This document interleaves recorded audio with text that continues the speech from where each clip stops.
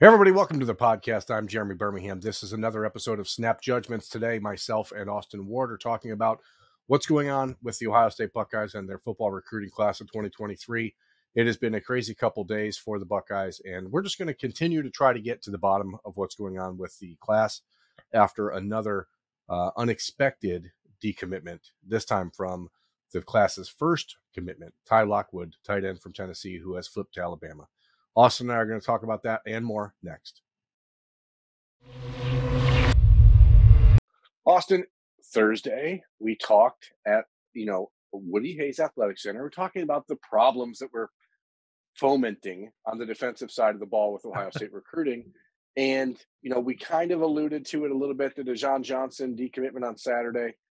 I'm just going to come right out and say what I can say, which is sometimes things happen in people's lives that change people's lives, and recruiting is secondary. Okay. So you can't really chalk that up to Ohio State could have done something different and saved this one. Yeah. I mean, maybe the Buckeyes could have, as we talked about the other day, start playing the game of, well, we'll offer you all this money up front or whatever to maybe offset some of the concerns or to alleviate some of the concerns that happen as a result of changing life circumstances for people. But when we're talking about Ty Lockwood, we're talking about the number one commit in the class of 2023, the guy who committed first a year and a half ago, a guy playing a position that is not certainly a sexy position where you imagine that he's going to be, the drawing the attention of Alabama and all these other schools. And then all of a sudden, here we are.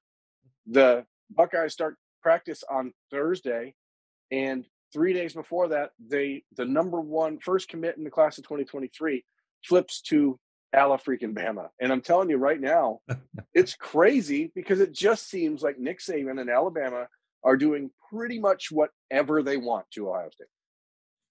Yeah, and I certainly don't blame Ohio State fans or the coaching staff or current commits or anybody else for being a little fatigued about this situation. And it's not new. It's not the first time that it's happened.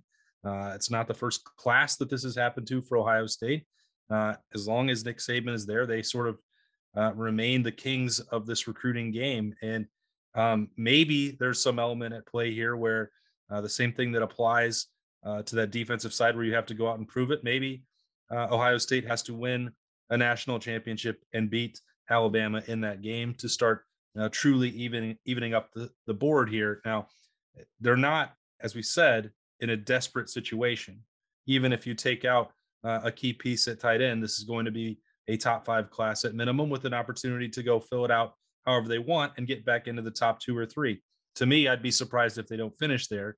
But in the short term, you can understand why there's a lot of frustration. In the long term, I think you have to bank on the fact that this will even itself out in some way, even if Alabama winds up, let's say, being the number 1 class in the country. Yeah, and that seems likely. I mean, we pretty much got it written down in ink every year that an SEC team is going to be the number 1 ranked class in the recruiting rankings. But let's try to dial this back and figure out exactly where things went wrong here with Ty Lockwood, because again, this one's shocking. I mean, it is not something that you sort of saw coming. This is 5 days ago. Ty Lockwood started an official visit to Alabama that nobody at Ohio State knew he was taking. He left the visit with an offer from Alabama, and 2 days later, he's committed to Alabama and not Ohio State. Again, he was the first recruit to commit to Ohio State in the class of 2023. From the beginning, there was at least conversation about the possibility of adding a second tight end in the class of 2023. Jelani Thurman, who took an official visit to Ohio State in June, was a player that Ty Lockwood was actively, at least on social media, recruiting for Ohio State. So it's not a situation where you can just chalk it up to say, oh, well, Ohio State took another tight end. He wanted out. He doesn't want, because he did know it was coming. But I still think that there's a part of that where you start to wonder, like, maybe I don't need to be a part of a 2 tight end class, or, it's hard to see it from any other direction. But Kevin Wilson has been recruiting him a long time. Tony Alford was the primary recruiter initially for Ty Lockwood out of Tennessee. And it just seems like in the last handful of months, something just didn't click between recruiter and recruit. And maybe that opened the door for Alabama. Maybe Alabama trying to open the door on its own is what was causing some of that rift. I don't know. But I can tell you from talking to Ohio State commitments in the last couple of days, they are surprised at what happened with Ty Lockwood. Yeah, and I would say, I had conversations earlier in the summer with a couple of those people that you may have mentioned on the staff, and they didn't name anyone. They can't address recruits by name, but it was about this situation of wanting to get a second tight end in the class, and they thought it would be a much bigger concern if they went out. Were going after the others. Would they be willing to be part of a class that had Lockwood in it? They thought that might limit their options, limit their pool, because this kid was entrenched as a sort of class leader. As you said, the first one in the door, a very highly skilled player, certainly fit what Ohio State would want to do with the tight end offensively. So it never seemed to register on the radar that they might have to, if they wanted a second tight end, that they might have to wind up replacing Lockwood. I think that has come as a big surprise to everybody involved. And maybe even if you'd asked a month ago, Lockwood himself wouldn't have thought that this was coming. I can't put words in his mouth. I can't speak for him, but this is not a development I think that anybody anticipated as Ohio State was getting ready to start training camp and try and take some attention away from the recruiting class starting on Thursday.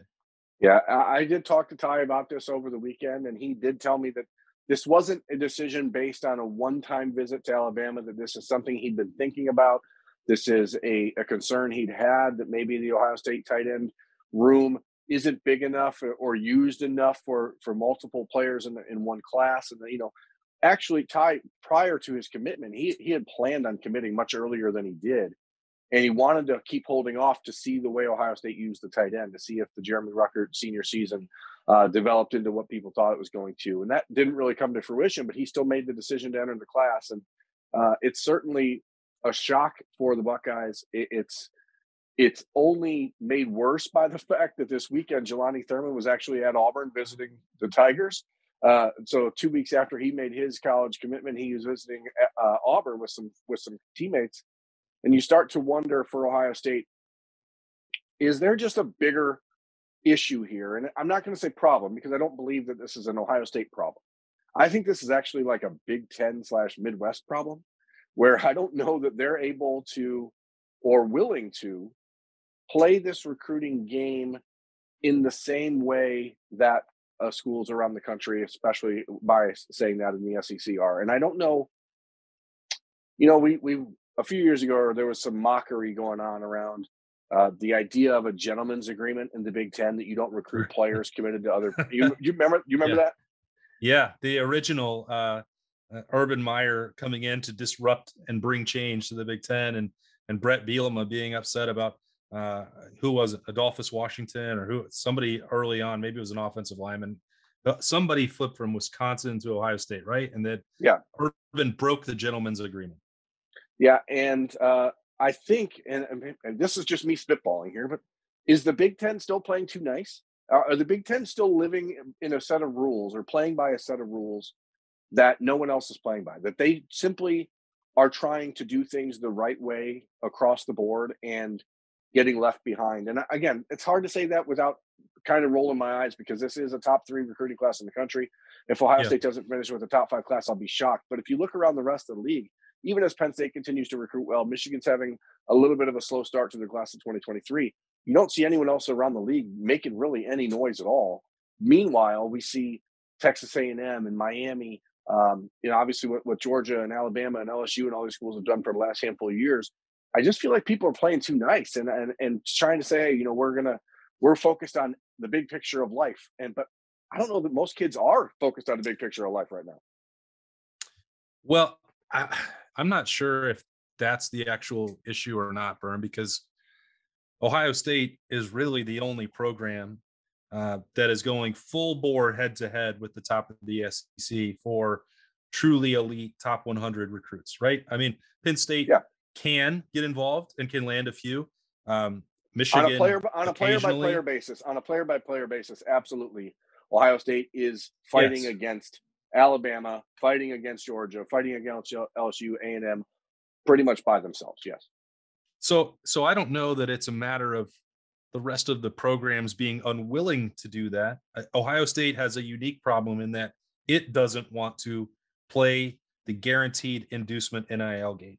the rest of the leagues, the rest of the teams in the league, for the most part, aren't capable of going head to head for the top tier players, and that's a little bit of a problem for the depth of the Big Ten when we're talking about the college football playoff and the strength of the league, because you cannot win at the high level without the highest caliber players. I wouldn't say that, with from my experience, and being around the Big Ten and watching you cover recruiting for a long time, I feel like Nebraska is probably more than willing to mix it up in any way necessary. And Adidas has been probably willing to fund some of that in the past.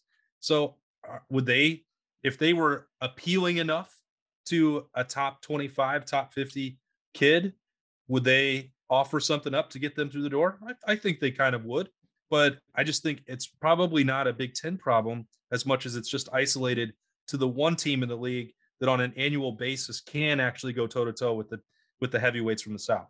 Yeah, and again, this episode of Snap Judgments, folks, is sort of just us spitballing here because a lot of this stuff is just trying to figure out I think they're exactly all what's going to be going on. that way. Yeah, but this one feels a little bit even more so than that because I think this is a Big Ten problem. And I think it's a problem for Ohio State that the Big Ten is so mediocre because I think in a lot of these cases you're getting beat by Alabama for players at Ohio State's recruiting, not necessarily just because Nick Saban's history, but because there's a belief among a lot of people in the South, a lot of the highly influential position trainers and people like that, that the only way that these kids are going to get to where they need to go is by playing in the SEC. And I think that is hurting Ohio State. I really do believe that the Buckeyes are in a position right now where they know that they are the year in, year out favorite to win the Big Ten. Yeah, I mean, obviously Michigan won it a year ago, but until Michigan, Penn State, Michigan State, et cetera, rise up and stay up, I really think that the Big Ten is a problem for Ohio State because it is hard to convince these kids from the South to say, hey, you know what? If you want to come here, you're going to play the best of the best competition. You're going to get developed. You're going to get to the NFL. Right now, the mantra of the SEC and the monster that the SEC has been for the last 15 years isn't changing, and the Big Ten is not keeping up. Yeah, I think when it comes to week in, week out competition, you're right, and that's fair. So what Ohio State has to emphasize more than any other, which it has successfully now for a long time, is how many of those guys the development is irrelevant compared to the competition you play every week. It's 6 days a week of instruction. It's Mickey Marotti's strength program, and then the proof come draft day, and then what those Buckeyes do when they get to the next levels. That can't be taken away from Ohio State at this point, and it won't be. And it does still resonate with a fair number of kids. Now, the flip side of this is if it comes down to that part and they want to play in the SEC and they think that's the clearest path to the playoff to them, or whatever else they feel like on a Saturday, you're going to have to find different avenues in. It's still going to circle back to the name, image, and likeness inducement situation. And where it becomes a bigger problem for Ohio State specifically is if it starts to lose these battles against programs like Texas and Oklahoma, if USC becomes a consistent thorn in the side, and that situation is obviously going to be changing now moving forward with them being in the same league. However, that winds up shaking out when the expansion dust all settles. I think that's a different battle that you'd have to wage on another front. And if Ohio State has to do all of that at once and doesn't have any of the rest of that support from the Big Ten, that becomes a much bigger hurdle for Ryan Day and Mark Pantoni and everybody else involved. But I don't think it's to that point. And if it starts to, then maybe we would be having a different conversation about how they view guaranteed upfront offers, because they're not going to slide into irrelevance in Columbus. They're not going to let that happen, but they do prefer and have always preferred to protect the amateurism side as much as they can until it becomes inevitable that war is over. Yeah, it's certainly not a situation where Buckeyes fans should be worried that the sky is falling or these guys forgot how to recruit or they don't know what they're doing. But I do think that this is a situation where the Ohio State program is being forced to sort of adapt on the fly and try to figure out exactly what they're allowed to do, how they want to operate, what they're willing to compromise on within the Woody Hayes Athletic Center. And, I think that you saw on Sunday afternoon a obvious push within the program for the guys that are committed in this class of 2023 to get out in front of it and say, hey, we're not going anywhere. This team isn't struggling. We're not in a situation where there's a free fall happening, because what ends up occurring around the country is that college coaches see this, right? They see Ty Lockwood, again, the first commitment in the class of 2023. They see him decommit and flip to Alabama, and everyone else smells blood in the water. And I think it was very important on Sunday afternoon, Sunday evening for the Ohio State commitments to do what they did, which is to go on social media and say, hey, there's no blood in this water. We are ready to go. And that's something that the Buckeyes coaches desperately needed them to do, because you do see a scenario occasionally where that sort of spin, the spin that's coming, the narrative that's coming, gets things off kilter and throws things out of whack. And Ohio State it's not like they haven't had success in the last couple of weeks. They did add Jelani Thurman. They added the quarterback Brock Glenn on Saturday. They got their first 2025 commitment on Saturday in Jonte Gilbert, who is a player that, if you forecast him out, we're talking about a top 15, top 20 player in the class of 2025, most likely. Now, obviously, they have to hold on to him. That's a long ways away, but it does still show the power of the brand, because a kid from Georgia, a 2025 kid who's going to be a top 25, top 30 prospect in the country, decided to commit to Ohio State 3 years at a time because he just felt like it was such a better opportunity and a better fit for him than anywhere else. And that still does matter, but now you have to hold on to him. And it's just going to be that constant change of recruiting and how name, image, and likeness, which, make no mistake, at the end of the day, the single biggest thing that's caused this 2023 recruiting cycle to go completely off the rails, and not just for Ohio State, but for literally everyone in the country, is NIL. And it is a free dash crazy town banana pants right now. Crazy town banana pants. Yeah, that's absolutely right. And I said this on Thursday of last week, and I'll update it now. I mean, it's August 1st. Okay. In a little over a month, Ohio State's going to play a top 10, top 5 showdown in the Horseshoe against Notre Dame on national television and under the lights, the sort of opportunity that everybody says Ohio State has to have. The atmosphere is better. You get the fireworks going. You have everyone can fly in more easily and get the full day and the full experience. Okay, well, that's coming. I don't know what the guest list is going to be like. You probably already have got a sneak peek at it, or how many people are going to be there at least. So, that's when this thing, can pick up again. I don't think there's a cause for concern as the calendar flips to this month, because Ohio State's going to start playing games. They're going to start winning games. Their guys in the NFL are going to start making big plays on Sunday, and they're going to see these clips again on social media.